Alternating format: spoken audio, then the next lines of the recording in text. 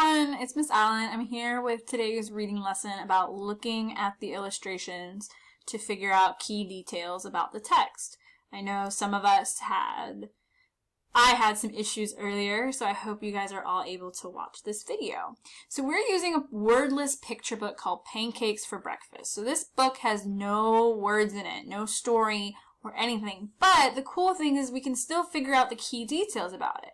Remember, the key details are the most important parts of the story. So those are the setting, the characters, the problem, the solution.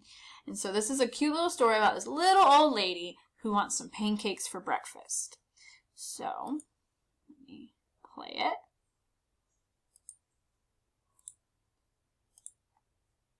Okay, so it starts pancakes for breakfast.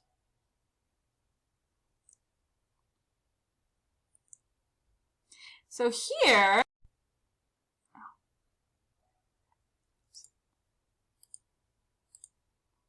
I'm going to go back a second. There we go.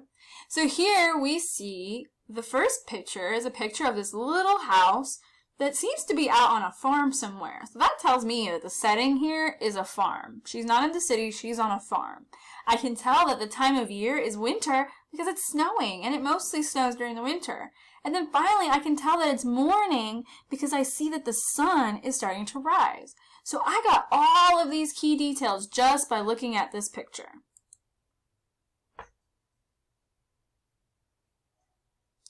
So here we see our three main characters. We see a dog that's just waking up, the cat, and this little old lady.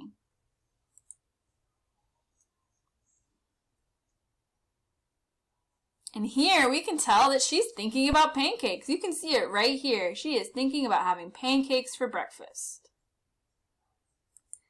So what I want you to do is I want you to take a second right now and stop and either write or draw what you think she's doing right now. She's thinking about pancakes and I see her reaching for a book. So what do you think she's doing right now?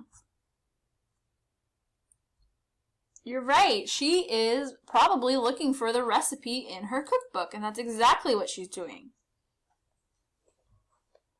You see here, there is her recipe.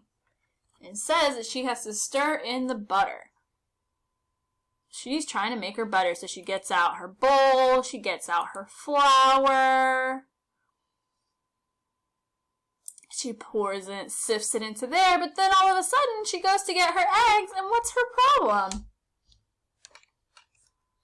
You're right, she has no eggs, so now let's think about it. We can think about how is she going to solve this problem of no eggs? We know she's on a farm. So where do you think she's going to go to try and find these eggs? You're right. She's probably going to go and get them from chickens on her farm. So let's see if that's what she does. So have you noticed so far there has not been a single real word of a story, but we are still telling the story and we are still figuring out the key details because we are looking at the illustrations.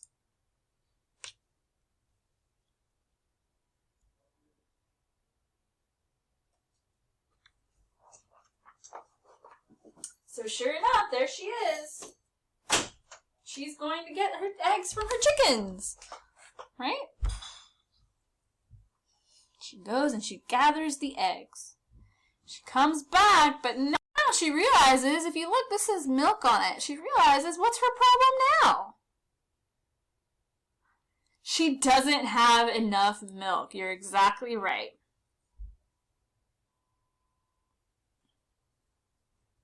So out she goes, back out. And there she is. She's getting milk from her cows, and she comes back and puts it into her jug. That kitty cat looks pretty excited about that milk. So now she is making the butter. That's what this is. This is a butter churner. She is making the butter. So I want you to look at these two pictures here. Do you think it's taking her a little bit of time to make the butter, or do you think it's taking her a long time to make the butter? Yeah, it's taking her a long time to make the butter. You can see there's a couple clues here. The clock, she started at about 5 o'clock, and now it looks like it's 7 o'clock. And here she's still pretty happy, but here, how do we think she's feeling? Tired, right?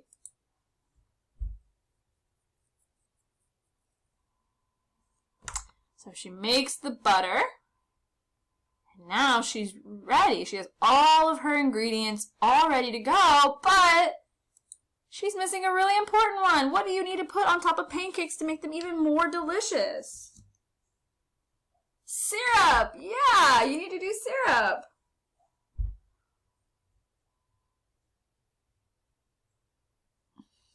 So in order to get syrup, syrup comes from trees. So I notice here, she gets dressed up here. Do you see that? So do you think she's going to go get the syrup on her own, or do you think she's maybe going to go buy some? Yeah, and you see how by looking at the illustration and paying attention to what's happening, we kind of figure this out, that she's probably going to go buy some. So let's see if that's right.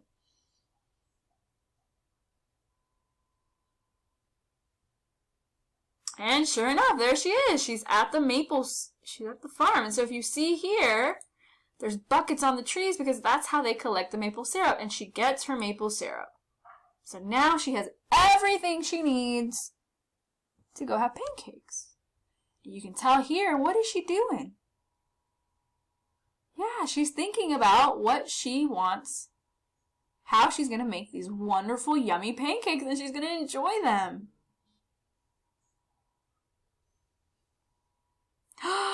Uh-oh. She gets home, though. And what's happened? What's her problem now? Yeah, her problem is that she has left her cat and her dog, and they've made a huge mess. So now she can't make her pancakes anymore, right?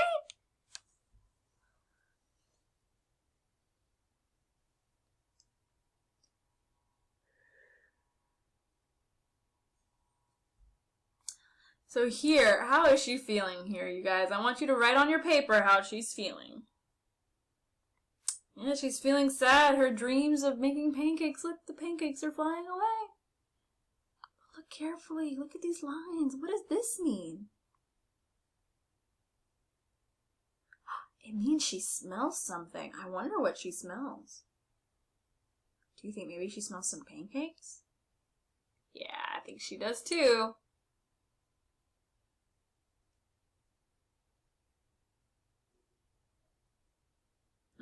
She's going to her neighbor's house. What's she gonna do? She's gonna sit down and eat their pancakes! They must be really nice neighbors to just let her come over and eat her pancakes. So she finally gets her pancakes! And then at the end, we can totally tell. How are they feeling? They are so happy because they got their pancakes. So, like I said, we were able to tell everything that happened in the story, the key details in the story, because we were looking at the illustrations. So just like we did with nonfiction, when you're reading a fiction book, make sure you're looking at those illustrations, because you can really learn a lot about what's happening in the story by paying attention to those illustrations. So I hope you guys enjoyed Pancakes for Breakfast. I hope you guys enjoyed this quick little video lesson. Hopefully next time we meet, my internet won't be so screwy. And keep up the awesome work!